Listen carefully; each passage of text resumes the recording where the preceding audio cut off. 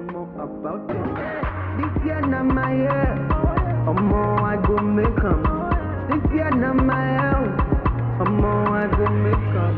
With the right information. I go make 'em. Every single second, every single day, week, month, and year, millions of young people across Africa are looking for jobs. 8 out of 100 young people in Africa are unemployed. This number is even higher for young people between the ages of 15 to 35. Based on the numbers alone, a third of them are unemployed. That's not even talking about young people who are in jobs that pay them way less than the market value. Unemployment is an issue that is pervasive across Africa, whether you are in Rwanda, Ghana, Kenya, Zimbabwe. Every single country in Africa is grappling with unemployment. By 2100, a third of the world will live in Africa alone. Nigeria, in the next couple of years, is expected to be the third most populous country in the world. What do we tell young people about the promise of education and the ability to get good paying jobs? Can a 9-to-5 work for you? What happens to professions like being a doctor, being a lawyer, an engineer? What of the creative industries? Is entrepreneurship the way forward? These are so many things we need to think about when we think about employment in today's world. So let's have a conversation about the way forward and the way that we can ensure that Africa can work for you and I. Because we all have a value as human beings. We all can give back to our communities. We can ensure that our nation is prosperous, but also play a huge role in developing the entire continent. Join in on the conversation now. It's Tegan. We have a fantastic, amazing, extraordinary show for you.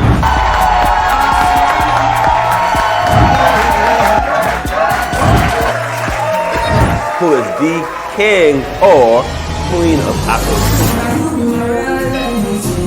Hi, my name is Blessing. Keep watching the Tegan show. Hello there, my name is Damilola Ogunsi, also known as Goldfish. Do we need hope?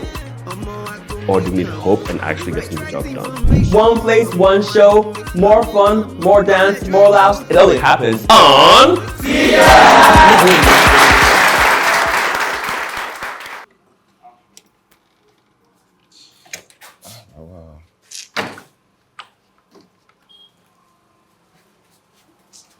Good morning, man. Bros, good morning. Good morning. On that day. My name is Darlington. I'm 35 years old, a graduate of accounting from Lagos State University. This is a day in my life and neighborhood. Good morning, man. How are you doing? I need to buy bread. How much is this bread? What about this one? 200. You like this? Not 150. This mommy, does she say egg? Did they say egg, Abby? Okay, I'll buy this one. Mommy, how much they say egg? On the average, honestly, I spend not less than 500 naira on breakfast while being unemployed, with the smallest bread now 200 and eggs also 100. It is really actually struggle for the unemployed living in Lagos, Nigeria. Hey, just give me 15 around. Then 2 eggs.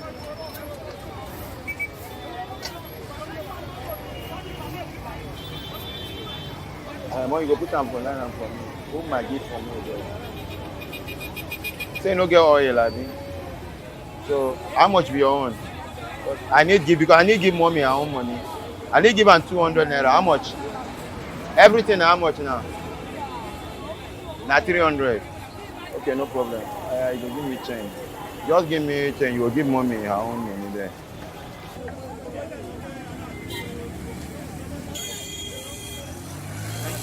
I bet help me give am. Regardless of my situation, I chose to remain mentally strong and full of faith for better tomorrow. I believe you can go out there and attract what you need, irrespective of whatever you are going through at the moment.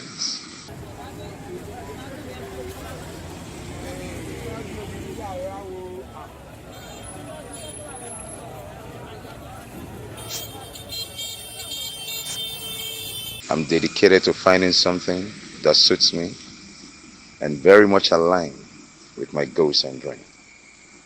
I must keep pushing. Honestly, I tell you, keep pushing. Keep pressing and progressing in order to achieve what you want to achieve.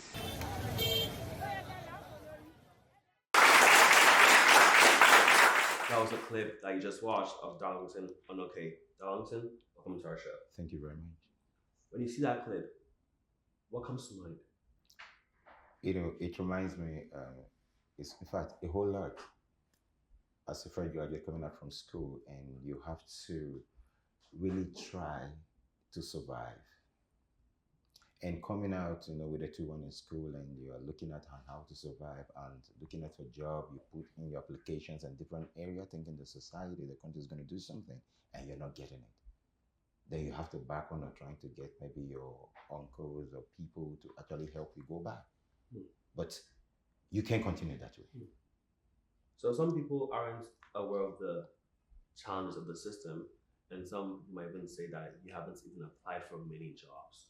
What do you have to tell those people that he's not putting in the work? The truth about it is this: I tell people, for example, from my own experience, you've applied here, you've applied there. There are a lot of graduates, there are a lot of people out there trying to apply different places going. You go to certain places, they say, come tomorrow, come today, different things. Then you go to certain areas again, you find out there are a whole lot of people you interview will get back to you, and it's not happening. So these things are the things I personally experienced myself, sir. I've experienced them, but how do we just go back in a society like this? Then I have to look inwards and think out for the alternative. So what's been the alternative? The alternative. And for example, I think there's a lot. When I was in school, we remember something they call SWOT. You have to know your strength, your weakness, and thereabout. But yeah, but because of I looked at something. There was a day I have to take advantage of something because mostly I speak not only English language. There are other languages I speak though. So this day I was walking down somewhere. That very day, I went to apply somewhere. Coming back, I didn't even have the transport money to, I had to trek. I walked down on getting to Ikeja on that bridge. I was still working then and I need to get to somewhere around Omole Estate. Now, there is somewhere around Alausa, there is that's somewhere behind ShopRite. There's an area Laos that's a little bit remote a bit, so a little bit a crowd of people. And I noticed this house of people sitting down because I speak a little Hausa. And now, sometimes I pass there a lot, but this particular time, I was only thinking, I said, I have to walk down. How am I going to get this thing? I was just thinking within me, walking down, I was like stressed out. Then inside me, I saw this group of people sitting down and they were watching. They have people that sells all this Indomie, whatever. So they have this television outside and they were watching movie. And they all gathered. They were watching outside. So they had this movie in their language. So they're like, the house people, they all gathered there. Like, it was fun. Because they all gathered watching. And they weren't interested in it. There were a lot of them. So the next day, something told me, just come back there. So I went back there again and again. I spent time about a week and I interacted with them, sitting with them, like watching, and they were enjoying it because they could understand in their language. So I thought, okay, there's something else I could do because these people cannot go to Silver Bay. These are just the normal, regular people. They can go to Silver Bay to go watch such. They won't be able to spend that kind of amount of money. But there is something that one can do with them. So I looked around, with the way things are going, because in the country, no matter what you get, I said, okay, let me just start from somewhere. So I had to go somewhere before, as in somewhere around, when you're traveling down, when you get to Bega, as though you are going to, what they call it, Kara, or pick the somewhere around that area. There are a lot of them around that side. So I went there, I looked at for a space and stuff like that. And you guess what? I had to open up a place that's like a movie center. And when I opened up, because I speak the language and understand, so I have to open that area. And I put that on a little amounts of money for them to actually come in. And I put chairs and and they come, they watch in their own language. So I was using that to survive. Then I had to have another place, and I had to have another place open. So I had to use that for the start, to sketch you. And from there to some other things. When people go through trying times, your faith is very important to them. Yeah. When it comes to your journey and the challenges that you face, Yeah. how important has your faith been? Okay. Number one, you see, I told people, I said, one thing you have to believe that everything has a source in this life. Sometimes somebody can say, well, your job is your source. You can meet some single lady that say, my husband is my source. Well, I looked at them. There's always a source of something. Everything that is created in this life has a source. The plant has a source, and it has a source of living. If you cut the plant out from its root, the source is gone. If you remove the fig from the water, the source is gone. Man was made, and he has his own source. And man has to return to God, which is actually his source. So I have the God factor. So I don't neglect that fact. There is a God factor.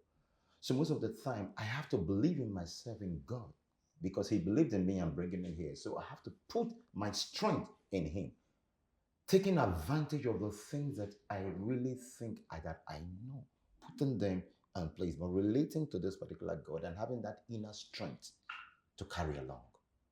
Because without that, you can't survive. Because everyone has a source. And everybody must have to go back to his source. Then my God is a source, it's my source. Darlington, here are some numbers. Youth ages 15 to 35 in Africa alone, a third of them are unemployed. Not underemployed, unemployed. No jobs. Sure. When you look at these numbers, what comes to mind? Well, that's exactly to tell you that there are no jobs. So, what are you going to do when people are unemployed? Meaning we need job creation. So, it's to create more jobs. And if the society is not going to do it, most time I tell people, if you don't get a job, you create a job.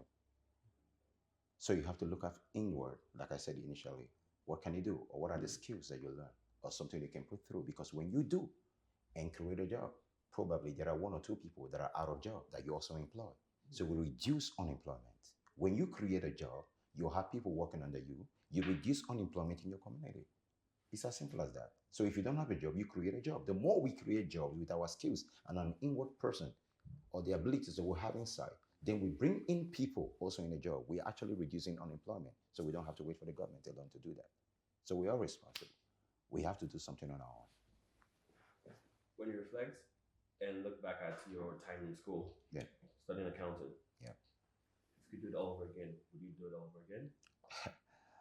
To be very honest, I would say back when we were growing, being in school, it's one thing because I've learned a lot by experience now. There's something actually being going to school and actually being educated. Actually going to be an accountant in school. I don't think even now, if I'm told actually to go back to school to read accounting, I wouldn't do that, to be very honest. I wouldn't. Instead, I will look inward before actually getting into school. What is it that I can do better and throw it towards that particular area or learn the skills in that particular side. That's that for me. I'm a firm believer in the fact that life is unpredictable. Okay. And you don't know what the future holds. Correct. But I want you to bet on yourself now. Okay. And if you have to bet on yourself, where do you see yourself in 10, 20 years? Oh, that's a very good one because now that I actually have gotten a lot of experience before you even asked me if I was going to go back to school. In my next 10, 20 years, is a journey of upward and forward only. You know why? Because there is something that I know I have gotten that I'm actually trading and working on. I have not gotten there. But with this skill, what I think I've taken advantage, like I said, your inward person first. Look inside. Find out what it takes that you are good at. Like I tell people now, though I've graduated from school for years, but I tell people now, when you're going into school, don't just go to school because we just felt, let me just go to university and they just give you any course. Look for something you think you can learn. What is that skill? What is that thing that you know you can be able to do and go in that particular direction? When you go to that particular direction, there's something called a satisfaction inside you. Because when you create a job, when you be able to have something, you begin to bring people that are actually outside that doesn't even have that. And you give them a job. You're reducing unemployment. So for me, I think the next 10, 20 years for me is actually upward and forward. Because why? I have gotten something that I know I'm actually working on, and I can work on that particular platform. Thank you, Darlington, for sharing your story. Thank you very and much. we can't wait to see what the future holds. Thank you very much. We'll be right back.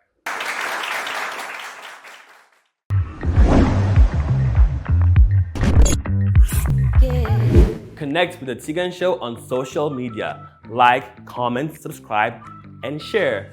Follow us on all social media platforms at Tegan Talk Show. Weigh in on the conversation and join the party.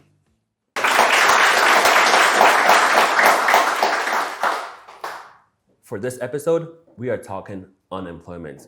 And here with me is Miss Joyce Daniels. Welcome to our show. Thank you for having me here. Thank you for being here. Unemployment, it is pervasive across Africa and in Nigeria. Mm-hmm. What is your message to somebody watching now who is facing unemployment and feels like there is no hope? I studied somewhere years ago that it was easier for a hopeless person to die than a hungry person. In other words, hunger doesn't kill, hopelessness does. So to someone who is feeling like there's no hope, find every way possible to renew your hope. Create opportunities for yourself, knowing full well that nothing good in life comes easy. So if you're going to find a way to create employment for yourself, create a job for yourself, create a business for yourself, you still need to work hard. You still need to teach yourself, train yourself, get some sort of maybe a support system that works, from family to friends to people you can learn from. But there will be a price to pay. Pay the price. Pay the price. It's worth it at the end. Pay the price. So you have been a champion for social change. Mm-hmm. You're a social engineer, and you are really focused on advocating for women and girls and the youth in general. Mm-hmm. Some people have gone to school, spent 4 years in the university, and now there's no job for them. They've applied for different kinds of jobs, and now entrepreneurship looks more, viable than a traditional 9-to-5 job. If people can be entrepreneurs, why should we keep on telling people about the importance of a university education? Oh, a university education prepares you for the work environment, whether it's the work environment you create for yourself or you work with someone else. I studied human anatomy in school.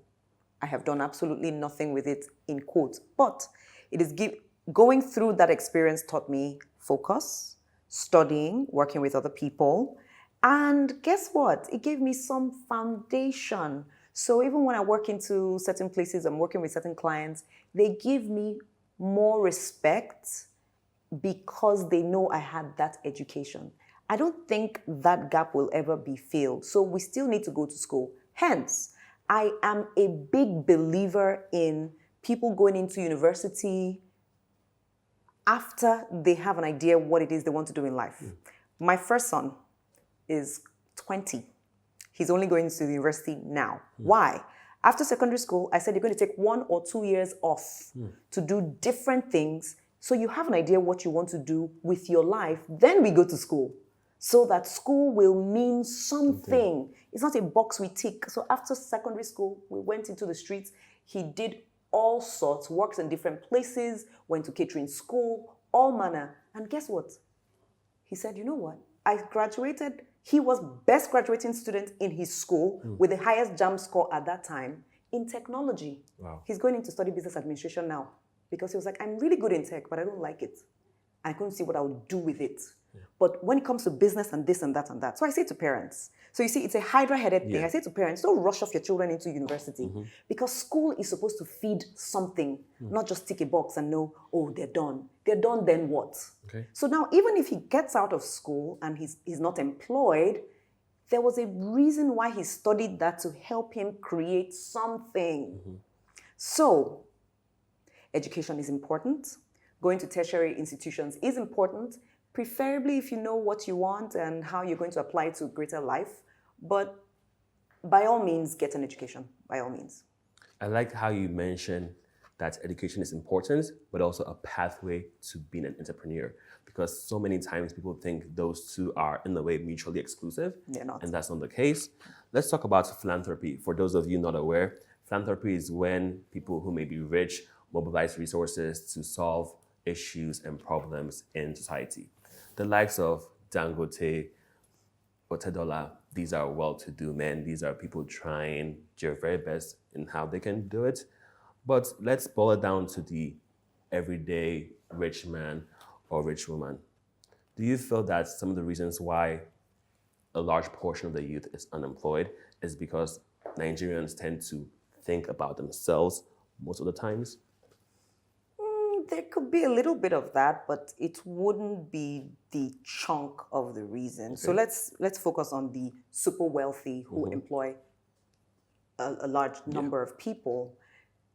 There's also a mindset of the super wealthy. How did they become super wealthy? Many of them who are honest, put in a lot of work and worked with people who are resourceful. So they will also find it difficult to employ people who are not resourceful, people who are not employable. Yes, because of the amount of monies that they may have for philanthropy, they may give more attention to personal development, improving people, making them employable, and then they face the risk of training people who have come out of school, and then after training, what happens to these people? They disappear, either to other employers or to other countries. So there are those challenges. I tend not to look at them too much because they can still employ only a limited number. But you and I can employ 2 people, and the next person can employ 4. So when your business thrives and my business thrives, employment numbers will increase. So you and I need to thrive. Everybody else needs to thrive beyond the big names. We all, smaller names, need to thrive because the 2, 3, 5, 10, 12 people will make a difference. You're very active politically and you're staunch advocates for ensuring that people have a seat at the table. Yeah. Now, across Africa, not just Nigeria alone, a lot of African citizens feel that government is not being proactive when it comes to employment. These structural issues and challenges that exist, why do you think they exist even right now? One of the major challenges is that many people in government have never run businesses. Many, whether it's from civil service to those in appointed positions or elected positions. Many, the chunk, have never run business. So it's difficult to really fix what you don't know about. You might know about it theoretically, but you've not experienced. When you find in a few places that I know, and I don't want to mention names, where businessmen and women with a large heart got into one office or the other, there was a difference, a market difference, where employment opportunities increased on a level because they were able to take away some of the bottlenecks to some of the hindrances bottlenecks to entrepreneurship. So that's one major challenge. Another would be what I might call a disconnect, which we can say translates to not enough political will. Some people are selfish, self-centered, not working with enlightened self-interest, forgetting that the greater good is good for everybody. So the balance may not be there. That's why people like us, you and I, need to be in government because we've run businesses, we're successful, we see end to end how it can work, And many of us have the empathy and the goodwill to make it happen.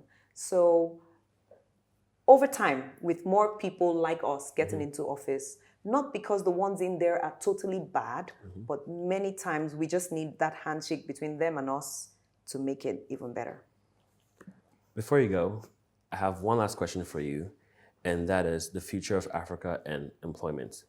What do you feel like that the future of Africa holds when it comes to the large portions of youth being employed? Do you feel that we will see more entrepreneurs, or do you believe that this new wave of leaders are going to be very centered and very intentional about employing the youth? I believe the two, that yes, we're going to see a rise in enterprise. Even in Nigeria, the statistics show that we've had more entrepreneurs show forth in the last 3 to 4 years because of unemployment. Yeah. People have begun to create their own businesses. So yes, with the numbers we have, the young people we have, with the restlessness, people are going to create businesses, and many of the businesses will be solving problems. So I'm very hopeful. And yes, I do think that the new crop of government, especially ours and a few other countries that have new governments, will attend more because it is clear. The more people are employed, the better security for everybody. Yeah. So we all have more to gain with more people being employed. So what governments will begin to do, in my opinion, even more, is to increase the ease of doing business so that more people can do business and employ more people and then reduce the challenges of unemployment. Ms. Joyce Daniels, thank you for being on our show. Thank you so much for having me. For more information about Ms. Joyce Daniels, go to our website, teganshow.com. We'll be right back.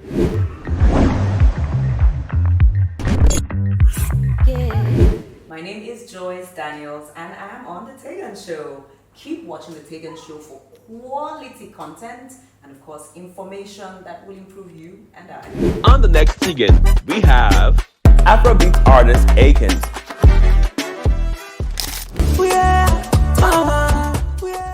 All this and more only happens on Tegan. Thank you to all my guests from Ms. Joyce Daniels and Darlington. Keep the conversation going. We'll see you next time on Tegan. You need to know more about them. Entertainment and these things. You need to know more about them. This year not my year. More I go make come. This year not my year. More I go make come. With the right information. More I go make come. Knowledge where they okay. More I go make come. I no go no get it. I no go soon lele. I no go no get it. I go double my yeah. It shall we shall.